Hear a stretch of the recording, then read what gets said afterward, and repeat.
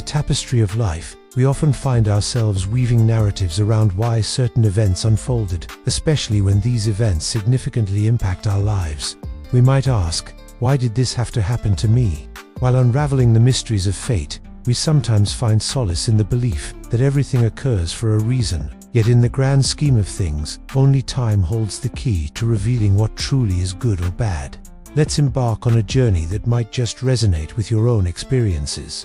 Once upon a time, in a tranquil village, nestled at the foot of a lush green hill beside a dense forest, there lived a humble man named Mr. Adam.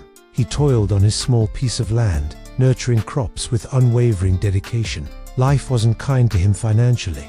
Often he struggled to ensure that there was enough food on the table twice a day. But even in the midst of his modest existence, he possessed a quality that set him apart.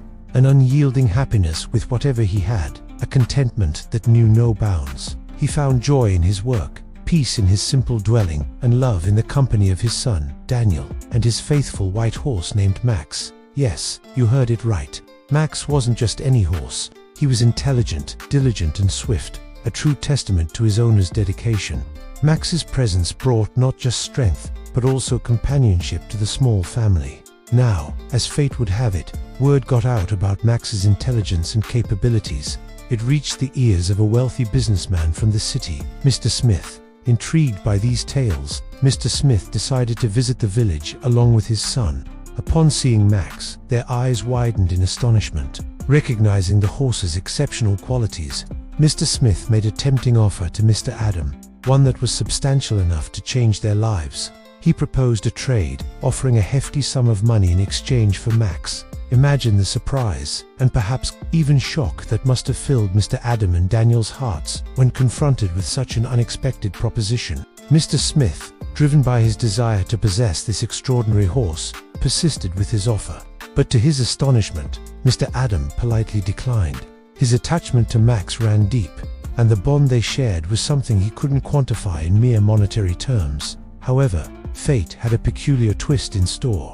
Just a few days after Mr. Smith's visit, the unthinkable happened. Max mysteriously vanished from his stable.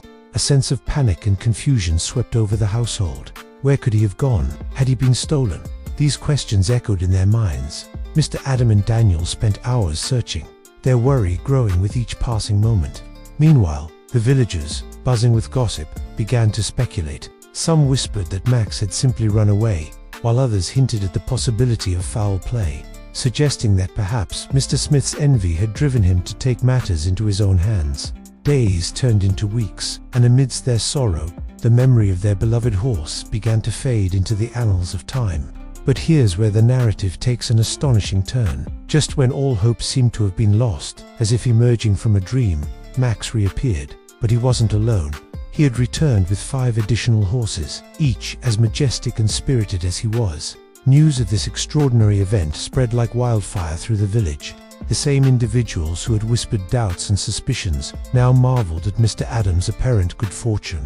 And yet, amidst this astonishment, Mr. Adam remained his calm self. He shared a gentle smile with his son, saying, "Who knows, Max may have gone to the forest to find his kin, and now he's brought them back home." Daniel, though, couldn't shake off a nagging thought. How could a simple farmer like his father be so composed when faced with such dramatic turns of events? Then came another twist that left young Daniel bewildered. As he started training the wild horses, hoping to tame them and use them for labor or riding, one of them suddenly threw him off, causing a severe leg injury. The villagers, ever ready with their gossip, now murmured about Mr. Adam's ill fortune. This time it wasn't luck, it was misfortune that had struck. Some even went as far as to say that those horses brought nothing but trouble, and that Mr. Adam had only himself to blame for his son's injury. Once again, Daniel questioned his father's composure. How could he remain so serene in the face of this new misfortune? The pain from his leg was unbearable, both physically and emotionally. To make matters worse, the war soon engulfed their country, taking many young men from the village to the battlefields. Yet Mr. Adam continued to stand by his belief, finding solace in the rhythm of his daily life. One day, amidst the chaos, a realization dawned on Daniel. He saw how the same villagers who had celebrated his father as supposed good fortune were now consumed with worry and grief over their sons who had gone to war and never returned. In that moment, he understood. He rushed to his father, embracing him and pouring out his heart.